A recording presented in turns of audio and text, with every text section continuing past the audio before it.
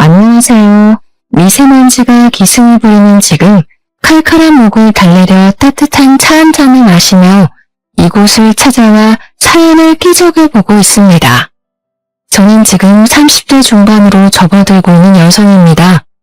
답답한 마음에 이곳저곳을 기웃거리다가 이런 좋은 대나무 숲을 발견하게 되어 무척이나 설레고 있습니다.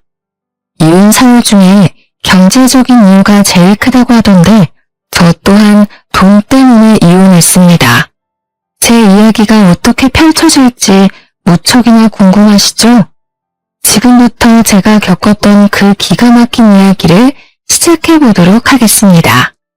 저는 대학 동기의 소재로 다른 과에 진학 중이던 남자를 만나게 되었고 소개팅이라는 명목으로 연애를 하기 위해 만났던 자리는 아니었기에 친구로서 잘 지내고 있었습니다. 남녀 사이에 친구가 없다고는 하지만 그래도 이 친구와는 취미도 잘 맞고 대화가 잘 통했었기 때문에 호감 정도의 감정을 가지고 친구로 지내고 있었던 건 사실이에요. 대학을 졸업하던 시기에 운이 좋게 제가 먼저 취업을 하게 되었고 군대를 다녀오느라 복학이 늦어졌던 친구는 저보다 더 늦게 취업이 되었습니다.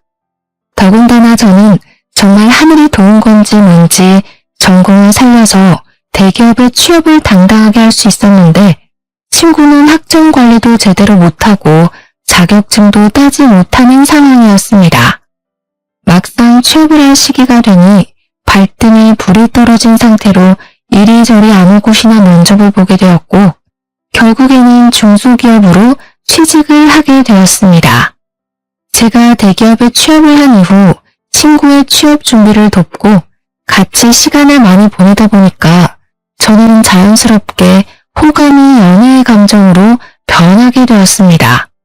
하지만 선뜻 제가 만나자고 이야기를 할 수 없었던 게 친구는 취업이 가장 중요한 시기였고 대기업에 입사를 한 저에게 살짝 자격지심이 있었기 때문이에요. 제가 마음을 은근히 비치며 고백을 하자 본인이 대기업에 취직을 하지도 못했고 저랑은 수준에서 차이가 나는 것 같다면서 저와 연애는 못하겠다고 하더라고요. 그때 포기를 했었다면 제 인생은 달라졌을까요? 저는 오기가 생겨서 가지지 못한 그 친구를 가지고 싶다는 생각에 1년을 더 쫓아다니고 결국 연애에 성공을 하게 되었습니다. 연애를 시작하니까 좋더라고요. 저에게 보여주었던 자격지심도 많이 사라졌고 저는 남자친구를 위해 기꺼이 을이 되는 연애를 했습니다. 2년을 연애하고 제가 먼저 프로포즈까지 해가면서 결혼을 성공했습니다. 그만큼 제가 좋아했기 때문에 가능한 일이었다고 생각합니다. 결혼을 약속한 이후 당연한 수순으로 양가가 한자리에 모여서 덕담도 하고 가게의 상황을 나누는 상견례를 진행하게 되었는데 시모가 저에게 딱 그러더라고요. 예, 아가. 남자보다 돈 더 많이 번다고 콧대가 높으면 안 된단다. 넌 항시한 사람으로서 남편을 떠받들고 살아야 된다. 알겠니? 너가 좋은 회사에 다닌답시고 우리 아들 무시해서는 안 된다 이 말이야.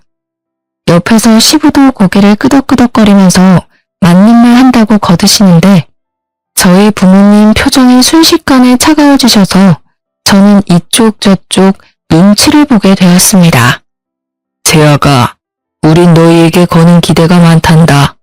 아무리 요새 세상이 평등하다지만 아직도 시댁이랑 친정을 같은 선상에서 둘 수는 없단다. 알겠니? 항상 시댁 어른들을 깎듯이 모실 줄 알아야 해. 아직 결혼을 결정한 것도 아닌데 말씀이 지나치십니다. 남녀 평등한 사회 아닙니까? 누가 높고 낮음이 없는 사회라 이 말입니다. 그러니 양가에서 관심을 끊어주셔야지요. 시댁이 높고 친정이 낮다는 그런 말은 다 옛날 말입니다. 요즘 트렌드를 모르시네. 그러자 시부의 표정이 뚱하게 바뀌더니 아들이 둘도 아니고 하나밖에 없는데 그럼 며느리도 하나이지 않겠냐고 며느리한테 효도받고 싶다고 대놓고 말하셨습니다. 시모도 그게 뭐가 문제냐는 식으로 자기는 딸 같은 며느리를 원했다면서 앞으로 서로 잘 지내보자고 하셨어요. 그 말이 꼭 저에게 효도를 강요하는 것처럼 들리더라고요. 약간 분위기가 어색해지고 서로 불편한 공기가 흐르기 시작하자 남편이 거기서 수습을 한답시고 서로 효도하면 되는 거라고 한마디 덧붙이더라고요. 저희 부모님께서는 이런 집에 저를 시집 보내는 게 아무리 생각해도 마음이 걸린다면서 상견례 자리가 끝나자마자 저를 말리셨습니다. 하지만 저는 이미 남편에게 푹 빠져버린 상황이었고 너무너무 좋은데 뭘 어떻게 하겠습니까? 부모님 가슴에 대못을 박아버렸습니다. 무조건 결혼을 하겠다고 박박 우겼고 결국 저를 설득하기를 포기한 부모님께서는 당해봐야 정신을 차린다면서 제 뜻대로 진행을 해주셨습니다. 그렇게 삐걱거림으로 시작했던 결혼 생활은 생각보다 훨씬 더 행복했었습니다. 시작이 별로 좋지 않았었기 때문에 걱정을 하고 양가의 눈치를 보면서 시작한 신혼생활이었지만 남편과 계속 함께 지낼 수 있다는 게 행복하게 느껴지더라고요. 하지만 문제는 곳곳에서 터지기 시작했습니다. 제가 대기업에 다니고 있었기에 은행 대출이 훨씬 더 잘 나오는 상황이어서 제 이름으로 대출을 받았었습니다. 대출이 제 명의였기에 자연스럽게 신혼집 또한 남편과 상의 후 제 명의로 얻었는데 시댁에서는 그걸 걸고 넘어지시면서 난리를 치셨습니다. 세아가 지금 네 단독 명의로 집을 샀다는 말이냐? 부부가 합심해서 평생 살 집인데 왜 공동 명의를 하지 않고? 아버님, 그거야 당연히 제 명의로 된 대출이 실행되어서 그렇죠. 계약자 이름이 제 이름이고 또 돈도 제가 구한 게 맞고요. 남편은 괜찮다고 그랬는데 넌 눈치가 이렇게 없어서야. 대출이 잘 나오는 사람이 받는 건 맞지만 집 명의에는 남편 이름도 같이 넣었어야지. 그래야 우리 아들이 단단하게 길을 펴고 살지. 치사하게 꼴랑 단독명의로 샀다는 게 우리로선 어이가 없구나.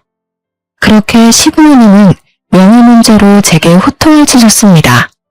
저는 그때부터 살짝 의문이 들기 시작했죠.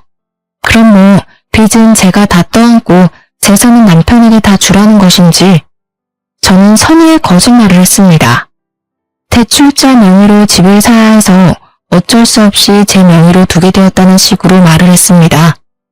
시댁에서는 다행히 부동산 관련해서 무지하신 건지 제 말에 깜빡 속아 넘어가 주셔서 다행히 잘 넘어갈 수 있었습니다.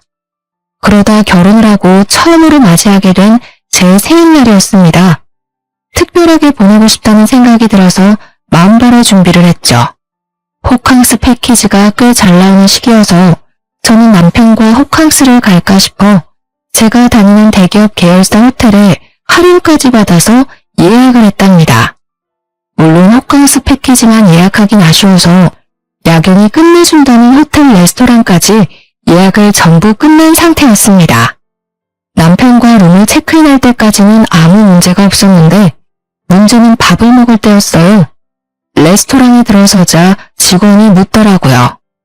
예약자분, 혹시 5인 예약하셨는데 1인분은 아직 안 오신 걸까요?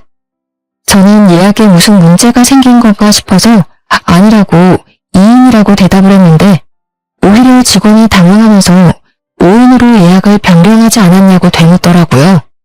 저는 놀래서 남편을 바라봤는데 다급하게 남편이 저 멀리 손짓을 하더라고요. 저기 오네요. 지금 막 도착했거든요. 네, 맞아요. 다들 예상하셨다시피 시부모와 신우까지 신나게 걸어오고 있더라고요. 우리가 좀 늦었나? 하면서 다가오는데 제가 너무 놀라고 황당해서 이게 뭔가 싶어서 멍하니 바라만 보고 있었습니다. 그러자 시모가 제 팔을 툭 치면서 그러시더라고요. 예, 너는 생일이면 당연히 시댁 식구들을 먼저 챙겨야지. 둘이서만 보내려고 쏙 준비하는 게 말이 되니? 다른 사람 생일도 아니고 제 생일인데 남편이랑 둘이서 분위기 잡고 휴식을 취하려고 하는 게 잘못된 일인가요? 거기다가 그걸 방해하러 온 시댁 식구들까지 이해가 가질 않았습니다. 제가 너무 어이가 없어서 남편을 빤히 쳐다보고 있었는데요. 남편이 웃는 얼굴로 저한테 이렇게 말하더군요. 당신 생일인데 특별히 특별하게 다 같이 모이면 더 좋잖아. 함께 보내는 생일이 더 기억에 남는 법이지. 우리 부모님도 동생도 호텔 구경시켜줄 겸 당신 생일도 축하해주고 완전 일석이조잖아. 이런 멍청한 남편의 말 한마디에 숨이 턱턱 막히기 시작했습니다. 이왕 이렇게 된 거 밥만 먹고 피곤하다는 핑계로 빨리 헤어져야겠다 생각을 하고 있었는데 망한 신우가 어이없는 소리를 하더라고요. 언니, 이 호텔 수영장이 그렇게 유명하다면서? 무슨 인피니트 풀이 어쩌고 하던데. 그래서 나 수영복 챙겨왔잖아.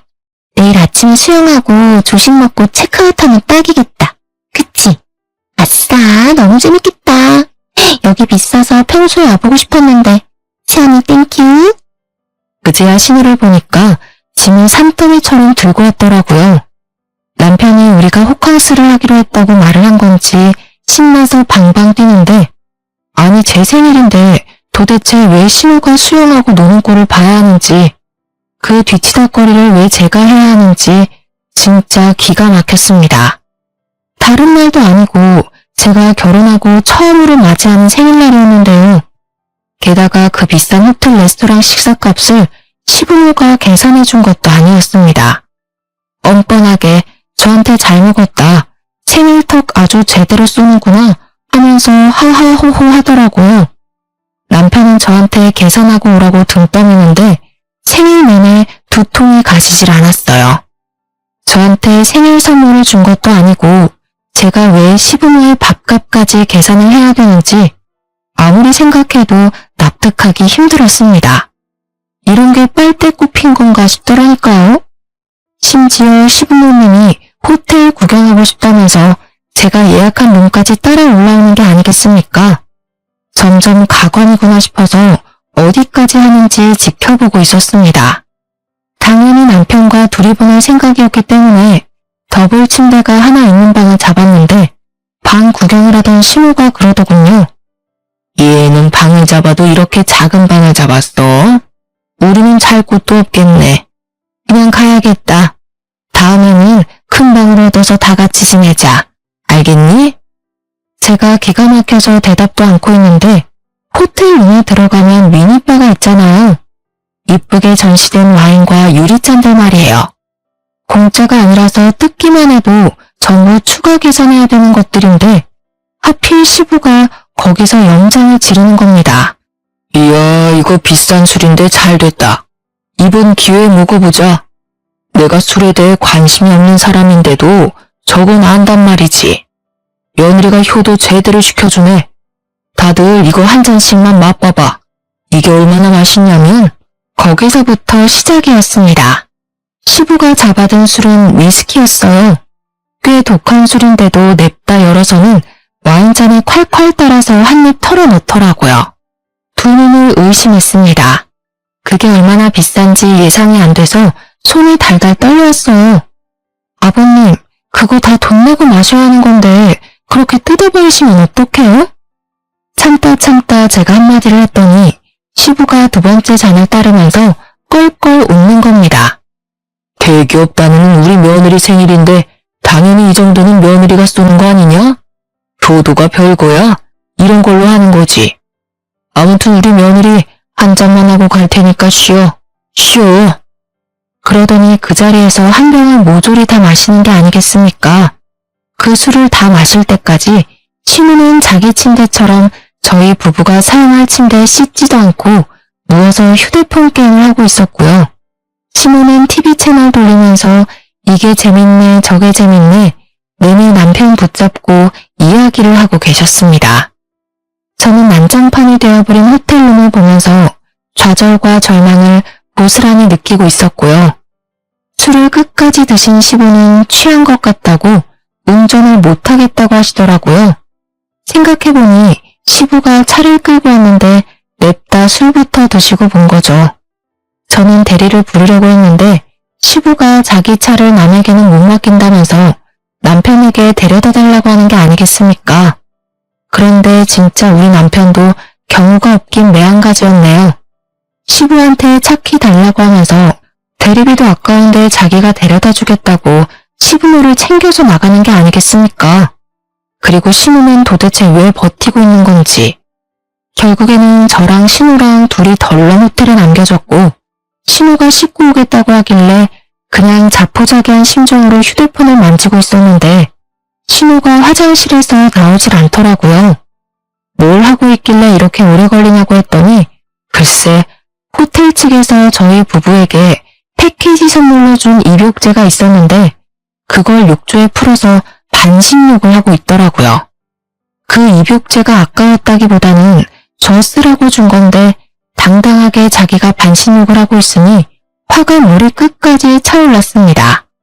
그리고 불난 집에 기름을 콸콸 쏟아부은 것은 다름 아닌 남편이었습니다. 막상 시댁에 도착하고 나니까 너무나도 피곤하다면서 시댁에서 자고 다음날 아침에 호텔로 가겠다고 연락이 오더라고요. 저는 남편과 분위기를 잡고 밤새 미래에 대한 이야기를 나누며 생일을 축하받고 싶었거든요. 정말 최악의 하루를 맞이해야 했습니다. 졸지에 저는 생일에 신우와 함께 호캉스를 즐겼고요. 미리 말했던 대로 아침 7시부터 일어나서 유난을 떨던 신우는 정말 수영을 하고 온다며 나갔습니다. 아침부터 화장한다 옷 고른다 하면서 룸을 뒤집어 엎고 다녀준 덕분에 저는 잠도 못 자고 혼자 룸에 남아서 신우를 기다려야 했습니다. 정신 나간 신우는 수영장에서 실컷 놀다 온 꼬락서니로 남편 대신 본인이 조식을 먹겠다면서 저한테 조식 먹으러 가자고 하더라고요. 남편 몫에 조식까지 해치우고 체크아웃을 하고 나서 저는 빨리 도망을 치려고 했는데 신우가 저를 붙잡는 게 아니겠습니까? 언니, 내가 깜빡하고 지갑을 안 들고 온 거 있지? 택시 타고 우리 집으로 가자. 어차피 오빠도 우리 집에 있으니까. 자포자기한 심정으로 신우랑 택시를 타고 시댁에 도착해서 남편에게 전화를 했습니다. 시댁에 발을 들이고 싶지 않아서 나오라고 했더니 저한테 잠깐 집에 들어오라고 시부모님한테 인사는 하고 가야 하지 않겠냐고 하더라고요. 그래도 여기까지 온 거 인사만 드리고 가야겠다 싶어서 시댁에 발을 들였더니 신우가 저한테 점심은 먹어야 하지 않겠냐고 물어보았습니다. 저는 집에 가서 남편이랑 밥을 먹을 생각이었지만 시댁에서 먹고 가는 게 편하겠다는 생각이 들어서 네, 먹어야죠. 그랬더니 신우가 저한테 그럼 밥을 차리라는 겁니다. 며느리가 해준 밥상 얻어먹어보는 게 소원이었는데 이렇게 이뤄지네. 내가 너 생일이라서 미역은 불려놨다. 밥 차려 얼른. 저는 얼떨결에 부엌으로 끌려가서 밥을 차리게 되었습니다. 제가 진짜 기가 막혀서 웃음이 나오더라고요. 혼자 피식피식 웃으면서 밥을 차리고 있는데 시부가 쓱 다가오더니 저한테 센스가 없다면서 며느리가 이리 센스가 없어서 되겠냐고 구시렁거리는 겁니다. 왜 그런가 했더니 정말 위스키 한 병을 콸콸 쏟아부어서 숙취가 있는데 콩나물국이 아니라 미역국을 끓여놨다고 타박을 하시는 거였습니다. 너무 열이 받아서 제가 국 끓이던 국자를 냅다 싱크대에 집어던졌습니다. 꽤 세게 부딪혔는지 옆에 놓여져 있던 그릇이 깨졌더라고요. 쨍그랑 하는 소리가 울리자 신우랑 남편이랑 전부 부엌으로 달려왔습니다. 해도 너무하신 거 아니에요? 생일날 밥 차리라고 하는 것도 화가 나는데 콩나물국을 안 끓이고 미역국을 끓이냐고요? 어제 저희 부부되고 처음으로 맞이하는 생일이라서 분위기 좀 내보고 싶었는데 그것까지 다 망치시고 제가 여기에 밥하러 온 사람인가요? 생각해도 해도 너무하시네요. 제가 확 소리를 지르자 남편이 서둘러서 저한테 집에 가자고 끌고 나오더라고요. 저는 울컥하는 마음에 집에 오는 내내 남편에게는 말 한마디도 걸지 않았습니다. 여보, 표정이 왜 그래? 삐졌어? 또 대답을 안 해주네. 원래 이러면서 시댁이랑 친해지는 거야.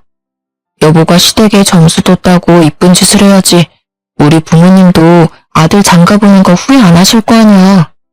그 말을 듣는데 운전 중인 남편 뺨 한 대 올려붙이고 싶었습니다. 진짜 속에서 천불이 나더라고요. 눈에서 눈물이 맺히고 말았습니다. 무슨 이야기를 해도 남편이 알아들을 것 같지가 않았습니다. 남편의 머리에는 본인 부모님만 세상에서 제일 착하신 분이라고 각인이 되어 있는 거예요. 그럼 내가 점수를 따야 되니까 지금 이 상황에서 화를 내면 안 된다 이 말이니? 대체 왜 며느리가 시댁에 점수를 따야 되니? 그 생각 자체가 잘못된 거야. 거짓말까지 하고 대리효도 바라는 거니? 내가 사람을 한참 잘못 봤네. 당신 지금 엄청 실수한 거야. 알아? 에이, 대리효도라니. 난 당신이 조금이라도 시댁이랑 사이좋게 지내면 좋을 줄 알고 그런 거지. 선의의 거짓말 몰라? 난 나이 드신 우리 부모님이 고생 같은 거 안 하고 편하게 사셨으면 좋겠어. 그러니까 당신도 좀 이해해주라. 진짜 정 떨어지게 왜 그래? 솔직히 당신을 낳은 부모님이니까 당신이 효도하는 건 맞지만 나는 당신 부모님과 피 하나 섞이지 않은 남이야. 근데 왜 점수를 따야 되고 왜 대리 효도를 바라니? 넌 처가에 효도할 생각은 하나도 없지? 계속 이딴 식이면 나 진짜 가만 안 있어. 남? 어떻게 우리가 남이야? 말 진짜 서운하게 한다. 호텔 비용이 많이 나와서 화냈구나. 에이, 내가 다음 달에 갚을게. 나라면 억만금을 들여서라도 가족 간에 돈 쓰는 거 안 아끼고 어떻게든 사다 주려고 하겠다. 나는 내 동생, 내 부모뿐만 아니라 당신 집안에도 전 재산 다 털어줄 수 있어. 털어줄 재산이라도 있으면 제가 말을 안 하죠. 아주 물 흐리는데 선수더라고요. 왜 장가가기 전에 열심히 효도하면 될 일을 굳이 결혼해서 와이프 생일날까지 효도를 하는지 절대 이해할 수 없었던 저는 복수의 기회만 엿보고 있었습니다. 역지사지의 쓴맛을 제대로 느껴보라고 말이에요. 어느 날은 남편이 다니던 회사가 갑작스레 매출이 올라 직원들에게 단체로 보너스를 돌렸더라고요. 그렇게 큰 금액은 아니지만 150만 원 정도가 남편 월급에 더 포함되어 있었습니다. 남편은 쾌재를 부르며 며칠 전부터 노래를 부르던 게임기와 대형 사이즈 TV를 사겠다며 노래를 부르고 있었는데요. 그런데 조금 더 싸게 사겠다며 해외 직구를 알아보더라고요. 저는 게임에도 관심이 없고 화질 좋은 TV에 대해서도 관심이 없어서 얼마나 비싼지 몰랐거든요. 얼마나 비싸면 남편이 해외 직구까지 알아보나 했는데 글쎄 총 200만 원이 넘어가는 금액이었습니다. 사실 좀 과하다고 생각했어요. 그래도 남편이 상여금 받은 걸로 해결하겠지 싶었는데 어느 날 이러더라고요. 내가 옛날 자취할 때부터 꼭 이루고 싶은 로망이 있었거든. 바로 게임방을 만드는 거지. 우리 창고방으로 쓰고 있는 작은 방 말이야. 깨끗하게 정리해서 취미방으로 만들자. 어때? 상상만 해도 재밌겠지? 절대 나 혼자 즐기려고 사려는 건 아니고 여보랑 같이 즐기고 싶어서 그런 건데 혹시 한 50만 원 정도만 여보가 보태줄 수 있어? 50만 원? 뭐야? 그렇게 비싼 거였어? 그냥 좀 저렴한 게임기 사면 안 될까? 아니야. 좀 더 비쌀수록 화질도 좋고 얼마나 생동감 넘치게 즐길 수 있는지 여보는 모르지? 내가 상여금 150만 원 보태잖아. 설마 돈도 잘 벌면서 아끼려는 건 아니지? 우리 같이 즐기는 취미 하나 만드는 비용이라 생각하고 50만 원만 보내주라. 아, 알겠어. 그럼 일단 생활비 통장에 넣어놓고 내가 카드값 정산 다 끝나면 남는 금액으로 사자. 알겠지? 아싸, 진짜지? 무르기 없다. 아, 나 정말 사고 싶었는데 역시 우리 와이프가 짱이야. 그렇게 며칠이 지났습니다. 제 월급에서 떼어낸 50만 원이 합쳐지고 생활비 통장에 총 200만 원이 모이자 남편은 3일 동안 각종 구매처를 꼼꼼하게 비교해보고 있더라고요. 그런데 때마침 시모가 제게 연락이 왔는데요. 얘야, 다른 건 아니고 말이야. 나이가 드니까 하나씩 골병이 드는데 다른 건 몰라도 청소하기가 너무 힘들구나. 요즘 로봇 청소기가 그렇게 잘 나온다고 하던데 하나 있으면 좋을 것 같구나. 너 돈도 잘 버니까 하나만 구매해서 보내다오. 나이 들고 골병 나서 병원비 몇백 드는 것보다 낫지 않겠니? 좋은 게 좋은 거다 생각하고 좀 사줬으면 하는구나. 어머님, 그런데 로봇 청소기 사용하실 줄은 아세요? 휴대폰으로 조작하셔야 되는데 아마 힘드실 텐데. 어머, 얘 좀 봐. 그게 뭐 어렵다고. 네가 사주면 아까워서라도 쓸 거야. 그건 걱정하지 말고 한 100만 원짜리 로봇 청소기가 좋을 것 같은데 그게 자동으로 걸레도 빨아준다네. 나도 다 알아보고 사려는 거야. 그러니까 꼭 내가 말한 모델로 사야 한다. 오? 아, 알겠어요. 그럼 최대한 빨리 배송시킬 테니까 시댁에 도착하면 연락 한번 해주세요.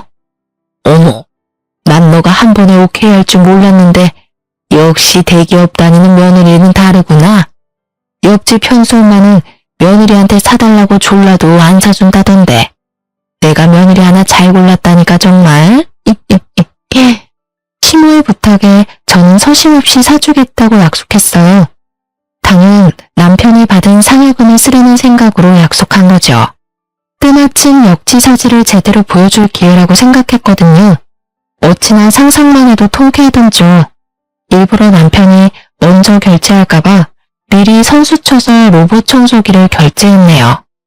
그리고 이틀 만에 제가 구매한 로봇 청소기가 배송되었다며 사진을 찍어서 보내왔더라고요. 물론 고맙다며 전화까지 왔고요. 때마침 남편이 퇴근해서 집에 와 있었고 남편도 들을 수 있게 통화 소리를 키워서 통화했죠. 예, 흠집 하나 없이 잘 도착해서 딸 도움받아서 어플까지 다운받고 쓰고 있단다. 세상 정말 좋아졌다니까. 이제 구역 정해놓으면 이게 알아서 막 청소를 시작하는데 아주 내 속이 다 시원하구나. 이제 허리 아프게 바닥 청소 안 해도 돼서 친구들이 날 얼마나 부러워하는지. 아니 이게 다 너 덕분이구나. 어머 그래요? 다행이네요. 그런데 그거 제가 산 거 아니에요. 남편이 회사에서 이번 달 보너스 받은 걸로 산 거예요. 남편이 효도하고 싶다고 선뜻 사자길래 최고로 비싼 모델 사드린 건데 마음에 드세요? 뭐? 우리 아들이 샀단 말이니? 아니 넌 돈도 잘 버는 애가 왜 돈을 아끼고 그러니? 난 너한테 사달라고 그랬지 우리 아들한테 사달라고 한 적 없잖니? 어머, 어머님도 참? 허리가 안 좋아서 청소하기 힘들다고 그러셨잖아요. 이럴 땐 자식된 도리로 응당 필요한 거 사드려야죠. 제가 마침 대출금 낸다고 모아둔 돈이 한 푼도 없어서 남편 상여금 받은 거 좀 썼어요. 그래도 청소기 만족하시죠?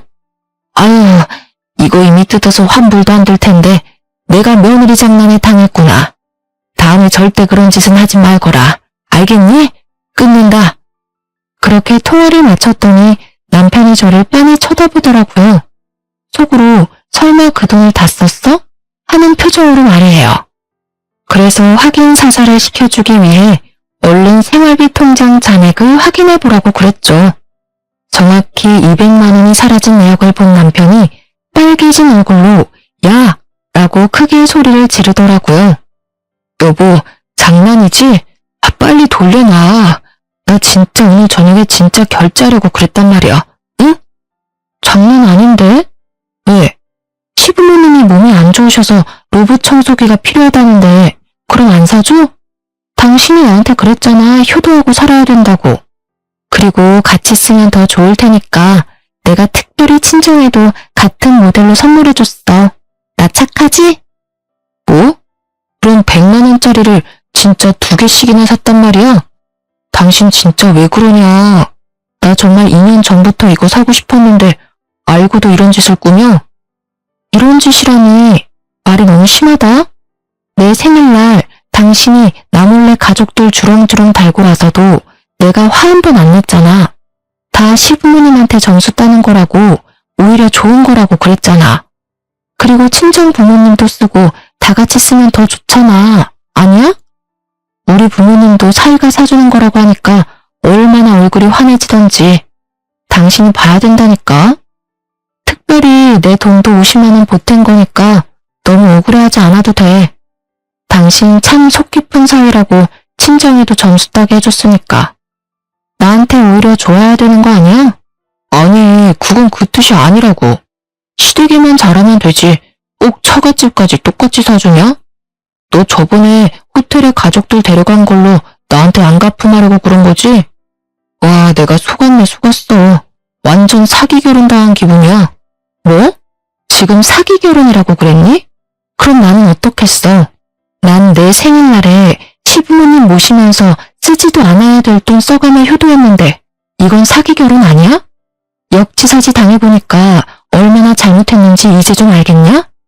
난 너가 엄청난 효자라서 이런 건 웃으면서 가볍게 넘어갈 줄 알았는데 게임기 하나에 억울해선 사기 결혼이니 뭐니 운운하는 거 보니까 꽤 어이가 없네. 끝까지 효자 컨셉으로 갈 거면 겨우 이딴 일로 억울해하지를 마. 제 말에 대답을 하지 못한 남편은 울분을 토하며 집을 뛰쳐나갔습니다. 자기가 생각해도 화를 내면 안 되는 상황이란 걸 깨달은 거죠. 분명 본인이 효도하는 게 최고라고 오히려 시댁에 점수 따서 좋지? 라고 말했던 과거의 말들을 주워 담을 수는 없으니까 말이에요. 그리고 한날은 신우가 저더러 백화점 같이 가자고 연락이 온 겁니다. 또 뭔가를 사달라고 하겠거니 예상은 했습니다. 역시나 제 예상은 정확히 적중했죠. 어머, 당연히 선물 사줄 거라 생각해서 쥐가 만들고 왔는데요. 10만 원밖에 안 하잖아요. 사주세요. 네, 이렇더라고요. 그래서 모든 걸 내려놓고 신우가 사달라는 거 전부 사줬습니다. 남편의 신용카드로 말이에요. 마침 할인 들어가는 주유 카드가 필요해 남편 신용카드를 한 장 들고 있었거든요. 장장 3시간 동안 5층부터 10층까지 싹 도는 동안 결제한 금액은 정확히 180만 원이었어요. 싱글벙글 웃으면서 세연이 최고 그러더라고요. 카드 결제 문자가 연속해서 전송이 되었는지 남편이 바로 전화를 하더라고요. 너 무슨 백화점에서 카드를 이리 긁었어? 장난해? 나보다 돈도 많이 벌면서 내 카드는 왜 쓰는데?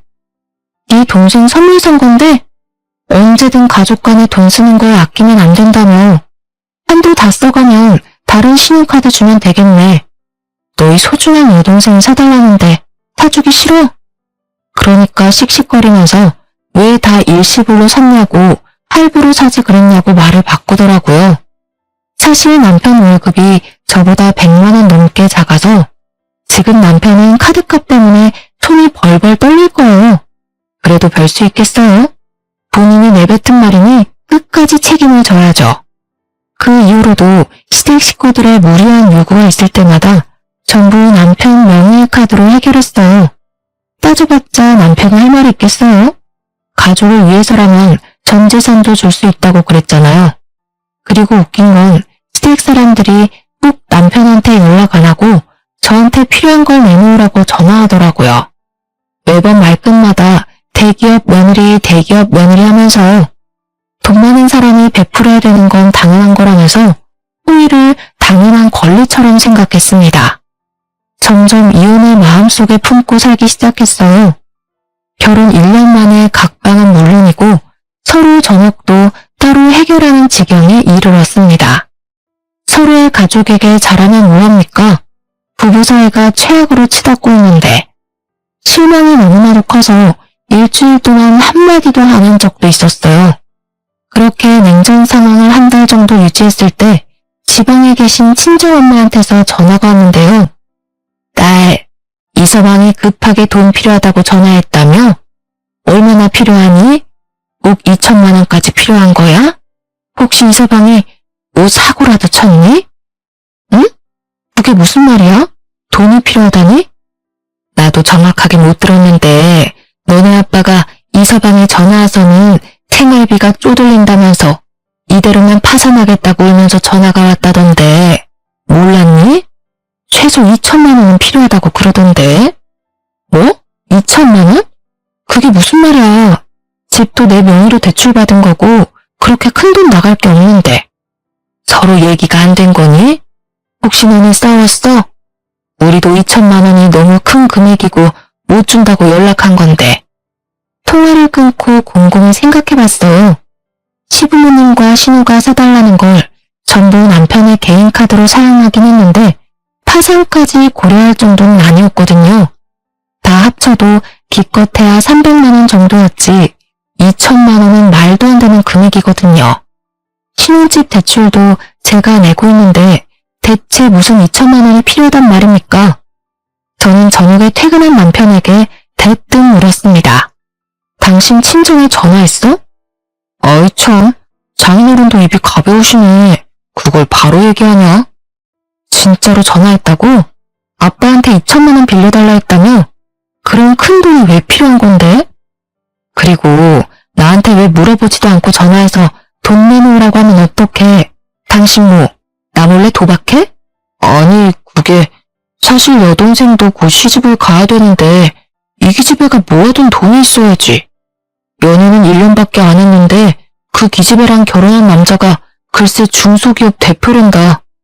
그래서 결혼식은 꼭 진행해야 되는데 그쪽에서 조건을 건 거야. 결혼식 비용이랑 신혼여행 비용으로 최소 2천만 원은 여동생이 해오기로 말이야. 뭐? 그럼 신우 결혼식 비용으로 우리 친정이 2천만 원을 빌리려 한 거니? 그것도 나한테 한마디 말도 없이? 에이, 너한테 말하면 너가 또 싫다고 바락바락 대들면서 거절했겠지. 좋게 생각해. 여동생이 시집 한번 잘 가면 우리한테 콩고물 떨어질 줄 알아? 이 기집애도 남자 하나는 잘 물었지. 회사 대표한테 시집을 갈 줄이야. 당신도 기회라고 생각하고 2천만 원 빌릴 수 있으면 좀 빌려주라. 지금 장난해? 내가 왜 그래야 되는데? 알 같지도 않은 소리 그만 좀 해. 아, 또 단박에 자르네. 내 말 좀 들어보라니까. 진짜 신원도 확실해. 외제차도 3대나 가진 부자라고. 영 불안하면 내가 차용증까지 쓸 테니까 제발 2천만 원만 좀 부탁하자. 응? 저는 더 이상 말을 잇지 못하고 남편 등짝을 퍽퍽 쳤습니다. 그리고 꼴도 보기 싫어서 신혼집에서 쫓아냈죠. 남편은 하는 수 없이 나가더니 시댁에서 자는 것 같았습니다. 그리고 친정에는 2천만 원 줄 필요 없으니 무시하라고 말해뒀고요. 그런데 다음날부터 시모가 난리를 치는 겁니다. 돈 나올 구멍이 저희 친정밖에 없다는 이유로 돈을 요구했습니다. 뭐 가족끼리 필요하면 빌려줄 수야 있죠. 그런데 남편과 시모의 태도가 불만인 겁니다. 거의 날강도가 따로 없어요. 처음에 남편이 친정에 말도 안 하고 돈 빌리려다 딱 걸린 것도 모자라서 이젠 당당하게 돈 달라고 하는 것 좀 보세요. 여러분도 어이없으시죠? 제가 왜 이혼을 안 하는지 말이에요. 저도 이미 콩깍지가 벗겨진 지는 오래였고 남편에 대한 정도 다 사라진 지 오래예요. 그저 적당히 이혼할 기회를 엿보고 있었습니다.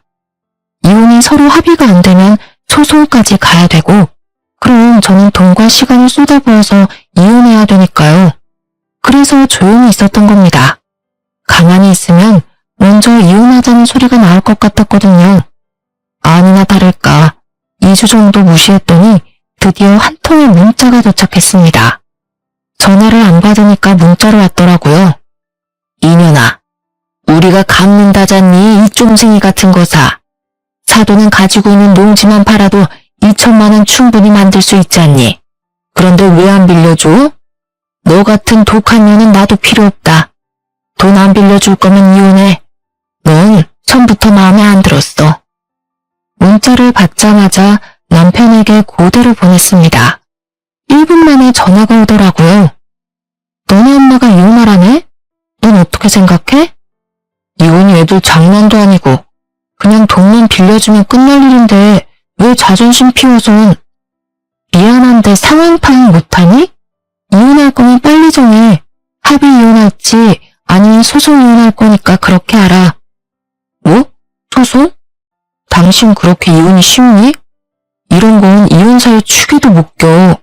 우리 엄마가 뭐 구박을 했니? 아니면 시집살이를 시켰니? 지금 네 태도가 너무하다 생각 안 해? 왜 이혼 사유가 안 된다고 생각해? 생일날 거짓말치고 시부모 데려온 너랑 사사건건 나한테 하나라도 더 뜯어먹으려는 시댁이랑 친정에 2천만 원까지 빌려달라는 너 같은 놈 때문에 소송은 아주 손쉽게 끝날 것 같은데? 아니야? 아, 너 진짜 독하구나. 됐고, 이 집은 내가 대출받아서 들어오고 내 명의니까 넌 그냥 문만 나가. 알겠어? 합의 이혼한 걸로 알고 시댁엔 네가 말해. 니네 엄마가 이혼하자고 말 꺼내서 이혼당한 거라고 시댁 가서 똑똑히 전해. 한번 마음을 먹고 일을 진행하니 일사천리로 모든 것이 이루어지더라고요. 남편 물건과 옷가지들 전부 다 시댁에 보내버렸고 그 이후로 시모 시모와 시모가 번갈아 전화가 왔는데 딱히 말씀드릴 필요는 없겠네요. 저에게 독한 년, 혼자 살아서 얼마나 잘 되는지 보자 라는 내용이 다였거든요. 어떻게 보면 다행이죠. 아직 애도 없고. 회사도 달라서 이혼 후에도 전 남편과 불편하게 계속 마주칠 일도 없고요. 또 회사를 그만두지 않아서 다니던 대기업에서 일을 악물고 일했답니다. 제가 사주를 또 믿는 편인데 33살 이후로 막힌 운세가 좀 핀다고 그러더라고요. 우연인지 모르겠지만 32살에 이혼을 했고 잘못된 인연으로 막혀있던 제 운이 탁 하고 튀었나 봐요. 회사에서 프로젝트도 성공적으로 이끌어서 같은 연차인 동료들 중 승진을 가장 빨리 했네요. 이혼이 원동력이 돼서 매일 일에 미쳐 살았더니 월급이 더 빨리 오르더라고요. 요새는 돈 모으는 재미 하나로 살고 있네요. 그렇다고 너무 일만 하지는 않고요. 주말마다 근교에 카페를 놀러 가거나 최근엔 취미로 클라이밍을 배우고 있어요. 그리고 주제넘는 말일 수는 있겠지만 모든 게 지나고 보니 비록 콩깍지가 씌었지만 한 사람을 사랑해서 결혼까지 했다는 거에 후회는 없어요. 그 사람 덕분에 오히려 저 스스로 깨달은 게 많아요. 저는 혼자서 더 잘 살 수 있는 사람이었어요. 누군가에게 의존하려는 사람이 아니었던 거죠. 이혼하면 더 불행해지는 거 아닐까 겁내는 사람들도 많던데 저는 독립적인 성격이라 결혼하면 더 불행해지지 않았을까 생각해요. 아, 그리고 전 남편 여동생 있잖아요. 중소기업 대표랑 결혼한다고 난리치더니만 그 남자 순 사기꾼이었대요. 왜 말로만 듣던 제비였던 거죠. 외제차도 대출받아서 산 거고 회사도 속이고 집도 없는 카포였대요. 어떻게 알게 되었냐면 전 남편이 이혼을 물으자며 제 눈앞에 무릎까지 꿇고 빌더라고요. 그날은 제가 승진턱을 쏘기로 했던 날인데요. 그래서 동료와 선임 몇 분을 데리고 고깃집을 갔어요. 그런데 전 남편이 딱 마주친 거죠. 1년도 안 돼서 고기 굽는 알바생이 되어 있더라고요. 너무 뜬금없죠?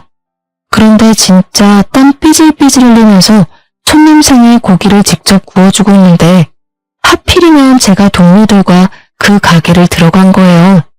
저는 사실 이혼하고 주변 동료들에게 왜 이혼했는지 세세히 말해주진 않았거든요. 그런데 전 남편 덕분에 동료들도 다 알게 되었네요.